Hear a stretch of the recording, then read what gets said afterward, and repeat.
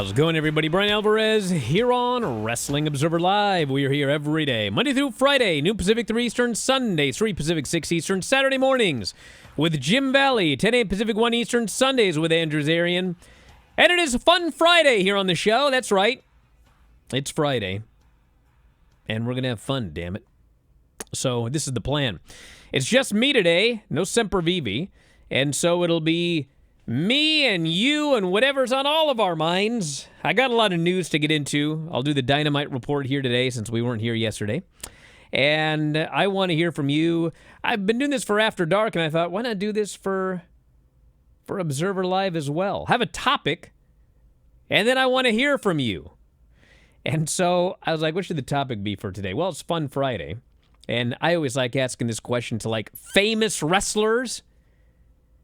And that is, when you were growing up, there was a wrestler that was your favorite, and nobody understood it but you.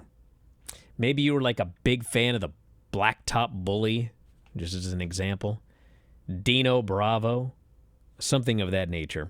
So if you had an obscure, odd favorite wrestler that got you into wrestling, one day you turned on the TV and you saw Mike Jackson, who's a great wrestler, by the way, and we'll talk more about him a little bit later. But he, like, got you into this business, and people say, what's your favorite wrestler? You said Mike Jackson. We're like, what? Mike Jackson? The Ultimate Warrior's out there. So anyway, I want to know who it is. You can text me, 425-780-7566. That is 425-780-7566. Or you can send an email to f4wonline@gmail.com. That is f4wonline@gmail.com. I want to know the obscure wrestler that only you got that got you into watching professional wrestling. Then we'll talk about all the news. We got a lot of it to get into here today, and we'll open up the phone lines in the final segment of the show. Once again, text messages 425-780-7566. Email f4wonline@gmail.com.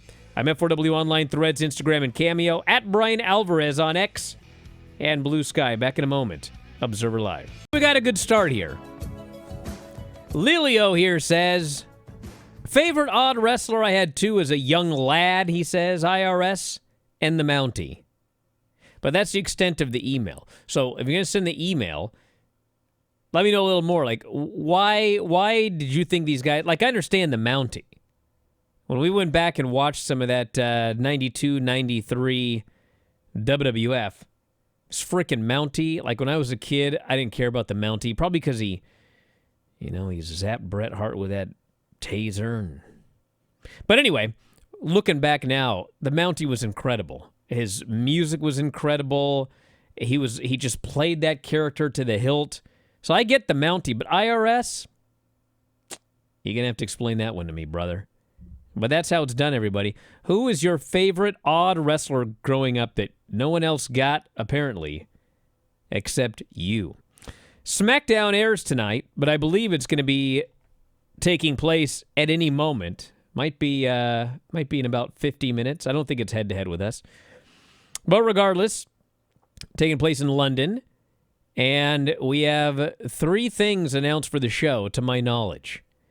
We have got Roman Reigns, Seth Rollins, and CM Punk in a WrestleMania contract signing. How could that possibly go wrong? We have got LA Knight versus Braun Strowman for the U.S. title.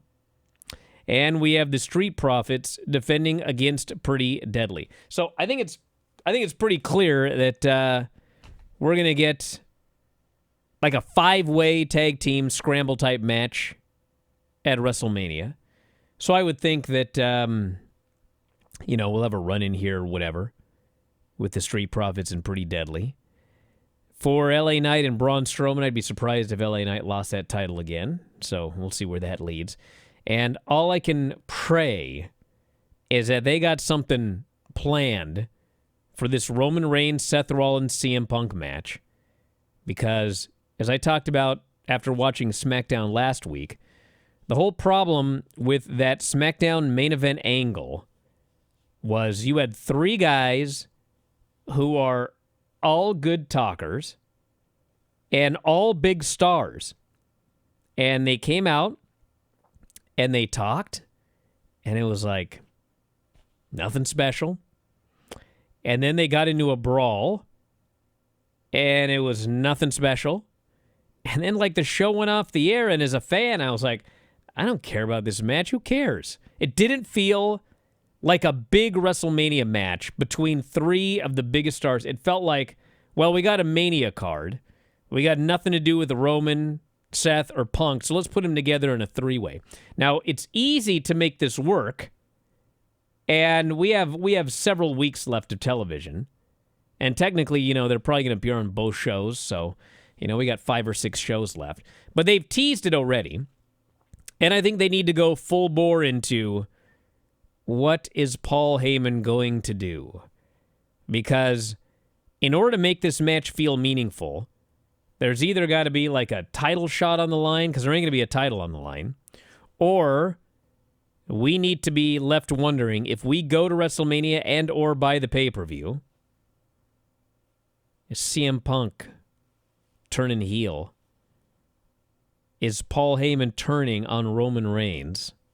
Are we going to see a big reshuffling of the deck as a result of this match?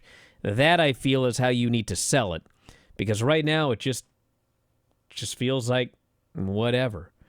And as someone noted here, and they're absolutely correct, there's been at least 3 pull-apart brawls on every show that's not... And he wrote exasperation. I think he meant exaggeration. But I can understand exasperation. Too many pull-apart brawls. I mean, we saw that brawl with Tiffany and Charlotte. And whatever you want to say about, like, their back and forth, you know, the back and forth segment that they did, which was very reminiscent of MVP and the Hurt Syndicate and Big Bill and the Bad Apple. It was almost exactly the same, actually. Whatever you thought about that, I mean, they had a pretty good pull-apart brawl. And the problem is their pull-apart brawl was way better than the pull-apart brawl that Roman, Seth, and Punk had a week later. So, too many brawls. So that's SmackDown coming up here tonight. And then Collision is Saturday. We got Wheeler Yuta and Dax Harwood. Mercedes Moné will be in action. No opponent. Jay White versus Kevin Knight. Jamie Hayter is just back to do a job for Queen Aminata. And Top Flight will face the Learning Tree. And if the Learning Tree wins, then they're going to get a shot at the Hurt Syndicate. My recommendation, if I were the Learning Tree, is lose. Because this Hurt Syndicate thing ain't getting you over. It's not getting you over. So, as we mentioned on the Thursday Bryan and Vinny show, I believe it was in the Observer as well, it has been confirmed that the pay-per-view match was supposed to be the Hurt Syndicate versus Lance Archer and Brian Cage. But Brian Cage suffered a knee injury, and so he's out of action for who knows how long. And so they needed somebody to fill that spot, and they chose the Learning Tree, and MVP just made them look like absolute geeks. Just geeks on that show on Wednesday. So, I don't know, man. I mean, they should get a talking to, but they're not gonna. So, we'll see how the next couple of weeks go leading up to this pay-per-view. And by the way, we do have an AEW pay-per-view coming up. It is April 6th, so next weekend, actually. We've got Toni Storm versus Megan Bayne for the AEW Women's title. Moxley and Swerve for the AEW World title. Kenny Omega against Ricochet and Cornball Mike Bailey, as this geek Ricochet refers to him. Death Riders will face Rated FTR. And Chris Jericho will defend the Ring of Honor title against Bandito. Mask versus title. So, there you go. Sports fan here says it's not a foregone conclusion at all that Jamie loses tomorrow. Well, sports fan 1414, if you'd like to bet on that, I'm not gonna, but she's gonna be losing tomorrow. Because I believe the only way that you can say that it is not a foregone conclusion that Jamie loses tomorrow is if you've never watched AEW. Because if you do watch AEW, This is how he books the women's division. It's how he books a lot of things, but the women's division in particular, it's like it's somebody's turn.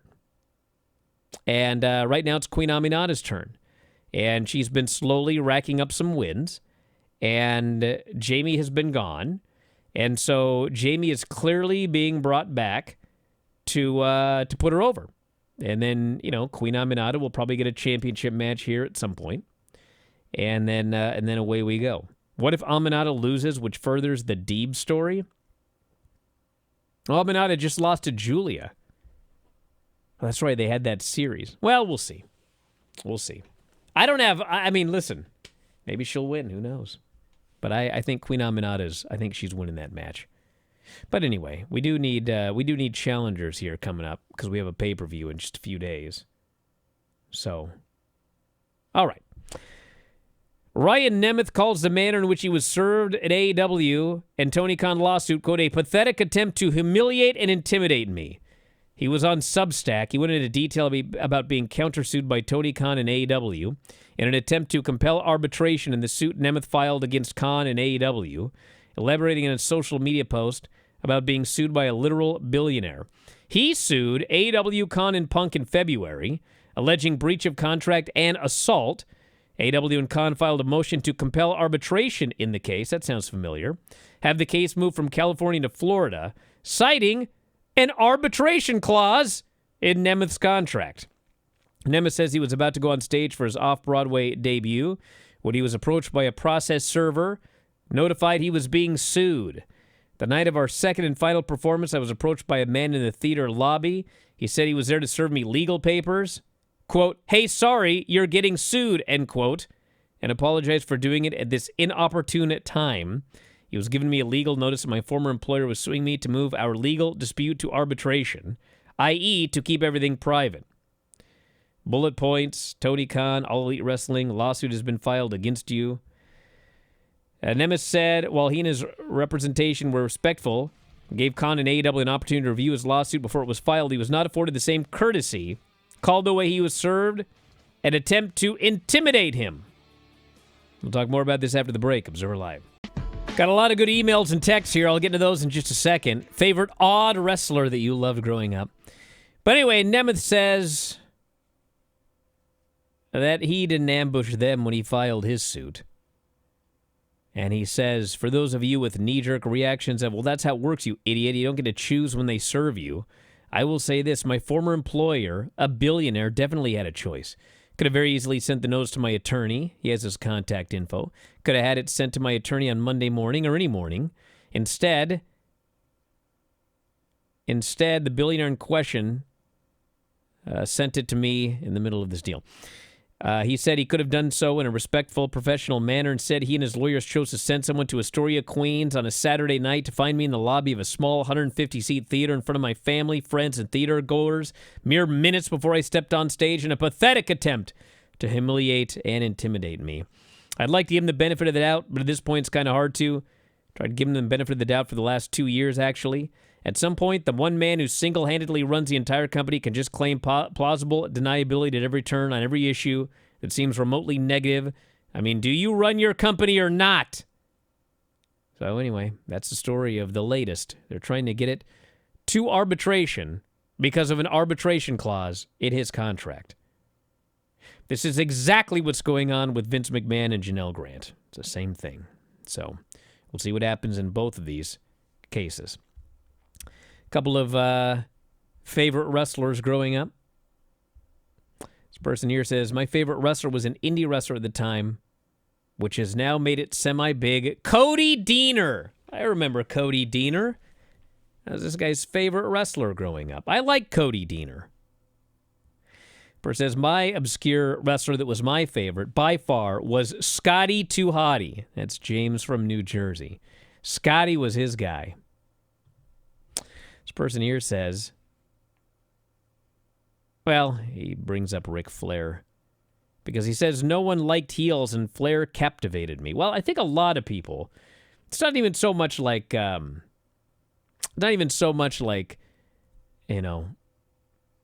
you liked the heels and other people didn't, but like a really obscure wrestler. Ric Flair I wouldn't consider an obscure wrestler in any way whatsoever. But I'll take that. This person says, when I was a kid, my favorite wrestler was Doink the Clown. Is this Filthy Tom? I loved him, and I couldn't even explain why. I'm afraid of clowns, but I guess he was the perfect amount of creepy and fun that I just loved him. The first time I ever performed in front of people was my classmates watching me hum the Doink theme song. I'm sure a life-changing experience for this fella. And yes, as people are noting in the chat, there were multiple Doinks, and the first Doink was by far the best Doink, to the point where it was actually a great gimmick. Once Doink kind of started turning babyface, and then we got a new Doink, and it was just it was never the same. But the original evil heel Doink the Clown was actually quite awesome, no matter what anybody tries to tell you. As an angry young man, I cheered for Rene Dupree to beat John Cena for the U.S. title back in 2004. I was heartbroken when he lost. Man. Here's Steven in Atlanta. A blast from the past for Southern fans in the late 80s. Grizzly Boone. I actually don't know anything about Grizzly Boone. I don't think I've ever seen him, actually. Grizzly Boone. Where did he work? Give me some more details about Grizzly Boone, Steven.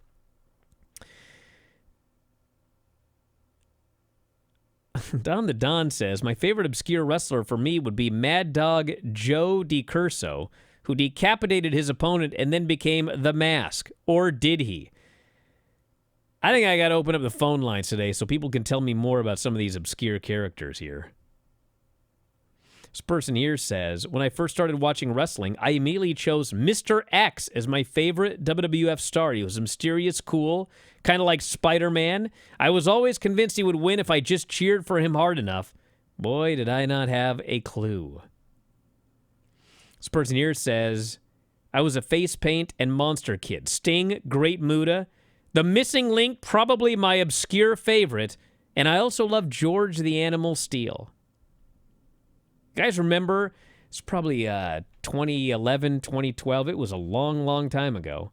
But when we used to do Sunday Observer Live, on when I used to host it for 2 hours on Byline, and we'd open up the phone lines there, and I don't remember what we were talking about, but one day, I don't know if it was Dom or who it was, but the producer jumped on and said, hey, we got someone on the line that says they're the Animal George Steele. I said, what? And sure enough, George the Animal Steel called into Wrestling Observer Live. I guess he had a bone to pick with something I said. And then we left him on the show for a long time afterwards, and he was a great guest, super nice guy. Old George the Animal Steel.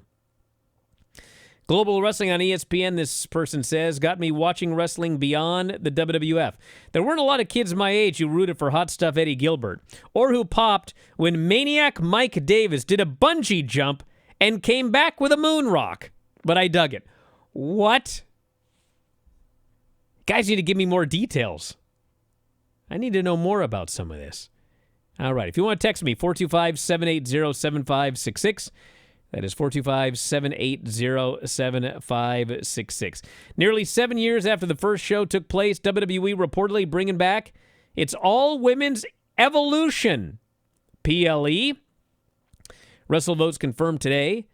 WWE planning for Evolution to return this summer. Corey Hayes of PW Nexus first reported the news.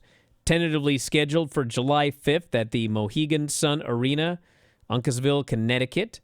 Dave Meltzer also confirmed WWE had that venue booked, with Evolution being the tentative plan. First one was held Long Island, New York, October 2018.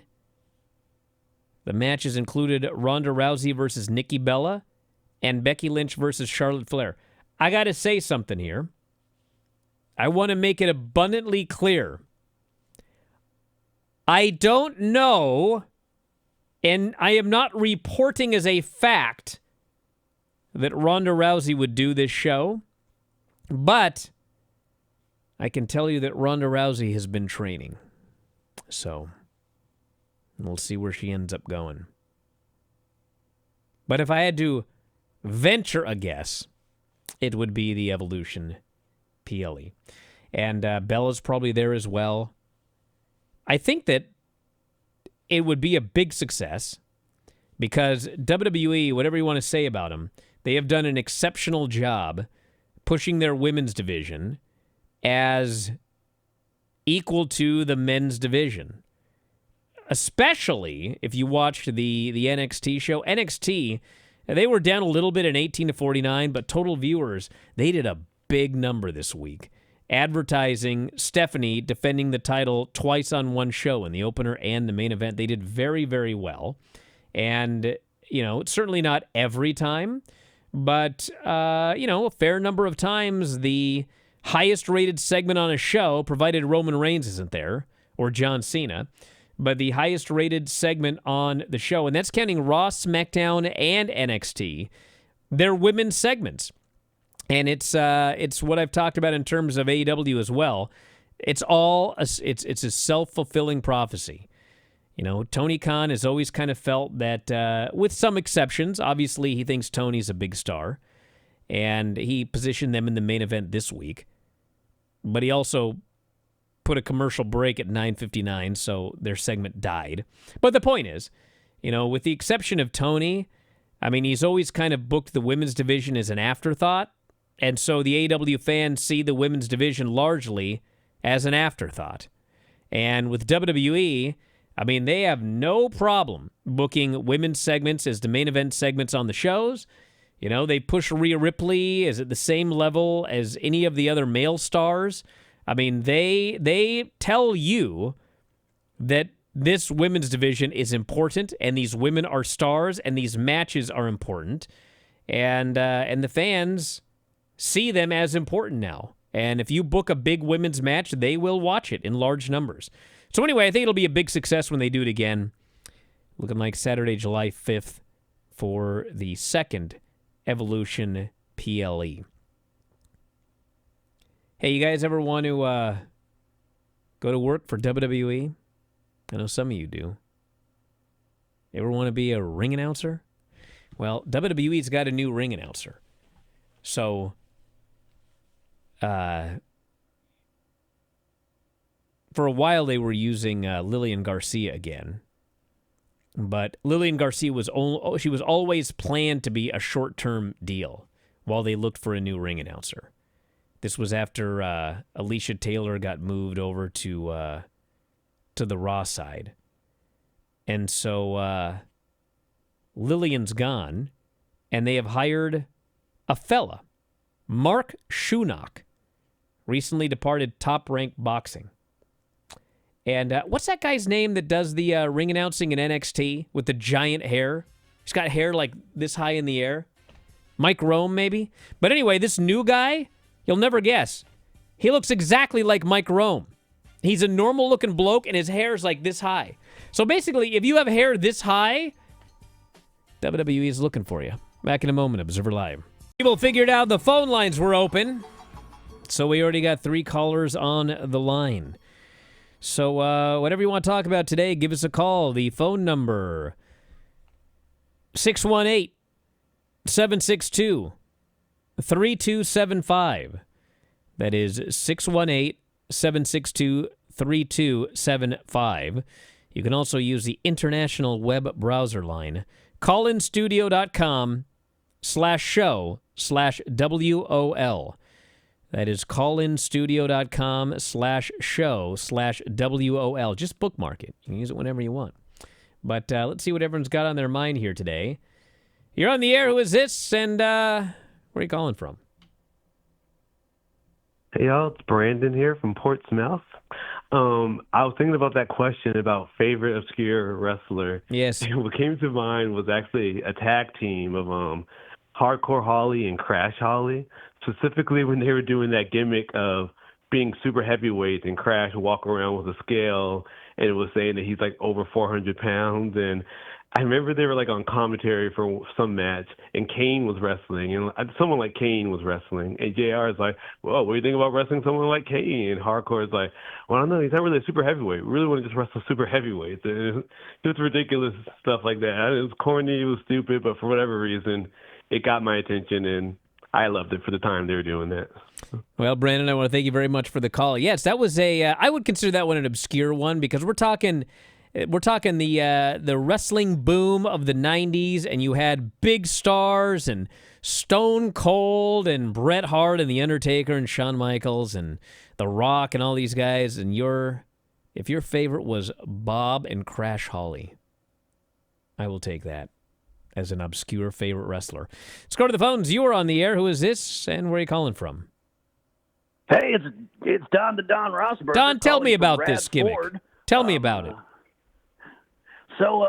Yeah, you can actually find it on the YouTubes, and it's a Grunt the Wrestling movie. But had Mad Dog Joe DiCurso, and it's like 79 or something like that. Had a match, and his opponent jumped and he kind of got his head caught in the ring, and then Mad Dog, he jumped, and the guy's head came clear off, flew into the audience, and then he supposedly killed himself, and then he became the Mask, or did he? It was kind of, but yeah, it's on the YouTube. It's Grunt the Wrestling movie. So this is okay. It's all right. really So yes, Grunt the Wrestling movie. I got it. Dick Murdoch's in it. Yes.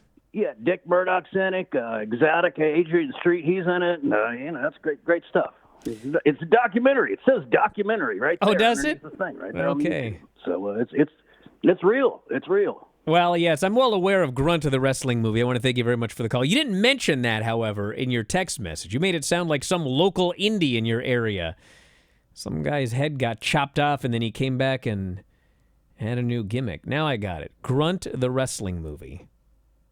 A classic, right? Okay. Let's go to the phones. You're on the air. Who is this, and where are you calling from? Hi, Brian. This is Michael from Rochester. Thank you for taking my call. And my most obscure wrestler is actually somebody that I know personally. He was known as the Rochester Roadblock. And he wrestled in WCW as the Roadblock.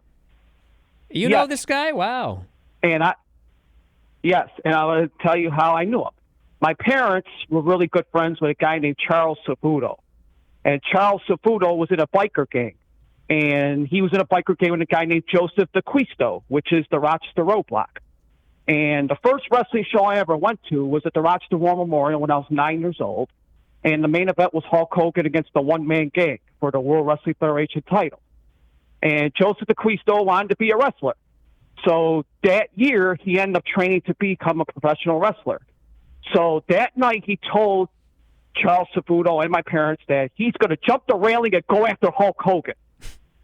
And you can actually ask your boy Dave Meltzer. He knows about this. Oh, yes. What ended up happening was he jumped the railing, and you know how Edge used to slide into the ring like really nice and gracefully before he comes in the ring? Oh, yeah. Well, this guy was 400 pounds, legit. So when he slid into the ring, he wasn't so graceful, and the one-man gang gave him a shoot 747 splash. And then security took him away. And then about 6 months later, he trained to become a professional wrestler. And it was cool to see him on WCW shows. He actually got racked by Lex Luger, I think on an episode of Nitro. I remember this. It was freaking awesome. The place went nuts for that. He wrestled the Big Show, and he wrestled Benoit and a few other guys during that era. Yes. So that was my favorite obscure wrestler. I will accept that one. That was I seem to remember Dave telling that story. And that guy's still alive. Rochester Roadblock. He's not even that old. He's like 62 right now. He's one of those guys like, when I was watching during the heyday of the Monday Night Wars, I was in my early 20s. And, so it seemed like everybody was much older than me. But really, they weren't that much older. Like, I'm catching up to some of these guys now. But, yes, the Rochester Roadblock. I remember that Luger rack. That place went nuts when he racked that roadblock. It was one of those... that was one of those Luger things where it's like, this guy is so over, and they drop the ball every single time when they give Luger a push. How about that? Well, now the world knows he was in a gang. I don't know if that was public knowledge. All right, let's go to the phones. You are on the air. Who is this? Where are you calling from? Hey, it's me, Johnny, California. How are you doing, Brian? I'm actually calling because, I really love Max Caster. I thought he wasn't a great wrestler, but he was, very entertaining. And without him rapping, I don't really know if I want him on my TV shows every week. if he's not going to rap. How do you feel about that? So you preferred him when he was part of like a good tag team? No, I mean, I'll be honest with him. When he first showed up it was like a Royal Rumble Battle Royale they had on a pay-per-view or something. He had a mustache. He was a jobber. And the only thing I got him over was he started rapping. And, it was more entertaining than most of his matches. Like his gimmick with Daddy Ass and, Bowens was great. I mean, they sold merch. They were definitely, my casual friends, were entertained by it. It was a good segment. And, I'm entertained by him being a jobber. It's an entertaining, segment. But when he would rap, it would be like the highlight of every pay-per-view. The highlight of every single episode was, edgy thing or what crazy thing that you wouldn't expect, and he was a good rapper as well. Well, I agree with everything that you said. I want to thank you very much for the call. And I should mention this. We're not going to really have time to talk about Dynamite today, but you can go listen to the Bryan and Vinny show from last night. Reviewed the entire thing. But Max Caster was on the show, okay? And I was entertained by the segment that he was in because it opens up with Samoa Joe walking up to old Hook. And he goes, man, why'd you take so long to choke out old Caster last week? And Hook goes, come on, man. What a geek. It's like fun. It's fun to choke him out. I took my time. Joe goes, all right. So they keep walking, and there's Max Caster, and he's holding court with Top Flight, AR Fox. And Joe looks at this guy, and he walks up behind him and chokes him out. And then after he's choked out, he fixes his shirt. He turns to Hook, and he goes, you're right. That was a good time. I laughed, okay? Now, what I did not mention on Observer Radio on Wednesday, and people got mad about it. They're like, I can't believe Bryan didn't mention it. Apparently, when Max was holding court, people tell me that there was like a light chant for Max Caster. What is this thing he wants people to chant? Max, the best wrestler in whatever it is. So they go, you could barely hear it. There were like some people doing the chant in the background. And they're telling me this Bryan, you should have heard this. He's getting over. There was a light chant of his goofy, and I just thought, first off, I didn't hear it. Couldn't have been that loud. Second, let's say that's true. Let's say that Max Caster was doing a backstage segment, and a pocket of fans started chanting, Max Caster, the best wrestler in the world, or whatever, okay? Who cares? How about you go on Max, not Caster, but the actual streaming service, and you go back 2-3 years when the Acclaimed were one of the hottest acts in the company, and when they came out, they were massively over. And they would hit the music, and the place would go wild. And then Max would do his and people would be screaming because they thought his rap was so awesome. And then Bowens would do his catchphrase, they'd all scream it with him. And then Mr. Ass would do his thing, and they'd all go wild. They were over, and they were way more over that Max Caster is now getting a pocket of fans lightly chanting his new catchphrase. Do you guys understand? It's have you guys forgotten how over the Acclaimed were? You're acting like this Max Caster was some job guy from the indie scene who just showed up and was doing jobs and then slowly started to organically get over. That's not what's happening here. He's not the Outrunners, who, by the way, organically got way more over than Max Caster is right now. They literally took a guy who was super over in part of a super over act, chopped his legs off, took two of the guys off TV for months, put this guy back as a jobber, and now he's starting to get over. How is this a positive? How? And furthermore, how is this getting anyone excited for Anthony Bowens versus Max Caster? Is anyone sitting there going, gee, I hope Bowens comes back and shuts this guy up. Bro, that happens every week with everybody.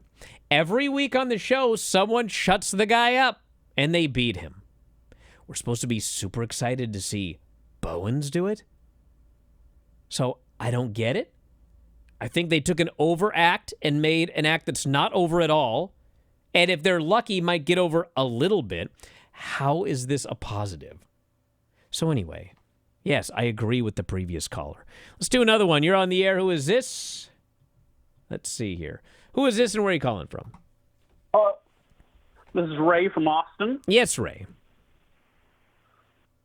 I just found out, just like as the show is on the air, that if you have Spectrum for like your cable or internet or something, you will get Peacock for free starting today. Wow, really? Everyone with Spectrum gets free Peacock starting today? Yes, I had been waiting for a while because I didn't know. They said it would be the first half of the year, last October, but apparently it's today. All right. See what I can find out here. All right. Actually, in fact, I got the news right here. So thank you very much for the call. I will read this to everybody. So if you don't have Peacock, but you have Spectrum, let's see. All right. It says here, some Spectrum customers now have free access. Oh, my God. That didn't work. Let's try this one. Deseret Sun. Charter Spectrum TV Select video customers gain access to the Peacock streaming app this weekend at no cost. The ad-supported Peacock Premium, usually priced at $7.99, offers 80,000 hours of content. Spectrum TV Select customers can activate Peacock Premium as part of their plan. It's part of a multi-year distribution agreement between Charter and NBC Universal that was reached in October 2024. Also includes linear channels like NBC, Bravo, USA Network, CNBC, and MSNBC. So there you go.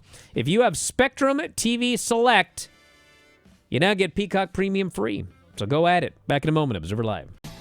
Back here in the show, Bryan Alvarez here. Derpy Dodo on the chat says, I'd never heard of that Grunt movie. Just watched the first bit of it. And the first thing that happens after a man gets decapitated is a reporter asks, quote, does the man who lost his head have to drop his title? Good to know their priorities were in the right place, he says. Well, yeah. Did he? All right, we're out of time here today, but we got a lot of stuff coming up this weekend. SmackDown and Collision. There is a Raw in London on Monday with Io Sky versus Rhea Ripley with Bianca Belair as a special guest referee. Gunther versus Jimmy Uso. Logan Paul calls out AJ Styles. And John Cena and Cody Rhodes will go face-to-face. So that's coming up Monday. And the new Observer is out on the front page right now. I'll be back this weekend with a Bryan and Vinny show talking SmackDown and Collision, as well as a Wrestling Observer Radio with Dave. Dave and Garrett are up tonight. So, man, a lot of stuff for subscribers. You can get full site access, everything, at f4wonline.com/new. That is f4wonline.com/new.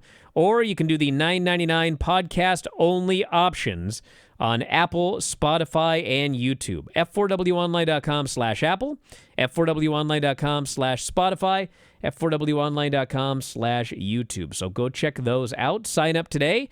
WrestleMania's coming. We got a lot of coverage, and it's going to be a lot of fun. So that's it for today. I want to thank Mike, as always, callers and listeners, especially all you callers here today.